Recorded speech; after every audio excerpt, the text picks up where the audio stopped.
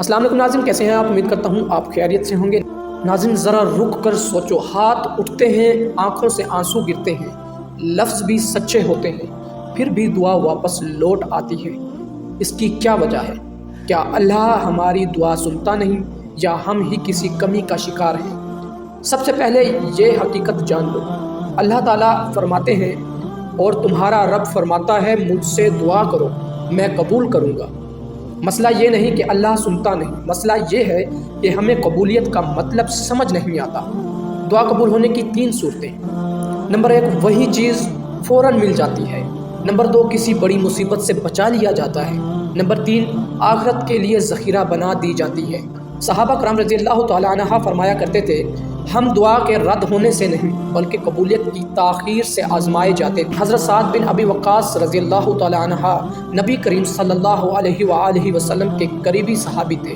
لوگ کہتے تھے ان کی دعا کبھی رد نہیں ہوتی تھی۔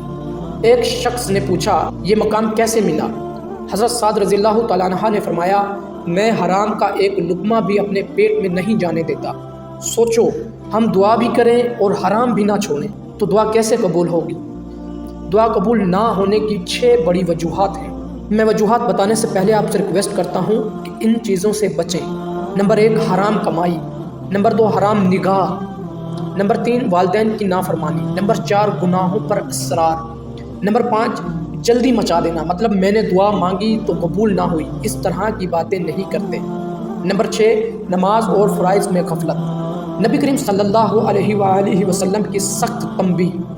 رسول اللہ صلی اللہ علیہ وآلہ وسلم نے فرمایا، آدمی لمبا سفر کرتا ہے، بال بکھرے ہاتھ اٹھا کر دعا کرتا ہے، لیکن اس کا کھانا حرام، لباس حرام، کمائی بھی حرام، تو دعا کیسے قبول ہوگی؟ اگر آپ چاہتے ہیں کہ آپ کی ہر دعا قبول ہو تو ان چیزوں پر عمل کریں۔ وہ چیزیں یہ ہیں، نمبر 1، حلال کی فکر۔ نمبر 2، والدین سے معافی۔ نمبر 3، گناہ چھوڑنے کا پختہ ارادہ۔ نمبر 4، نماز کے بعد اذان کے وقت سجدے میں دعا۔ نمبر 5، اللہ کے ناموں کے ساتھ دعا، مثلا یا الرحم الراحمین، میری فلاں مشکل آسان فرما۔ کچھ اس طرح دعا مانگا کریں۔ اگر آج دعا قبول نہیں ہو رہی تو نا امید نہ ہو، اللہ بندے کی آہ سن کر کبھی کبھی جنت میں محل بنا دیتا ہے۔ کیا آپ چاہتے ہیں کہ آپ کی دعا آسمان کے دروازے ہلا دے؟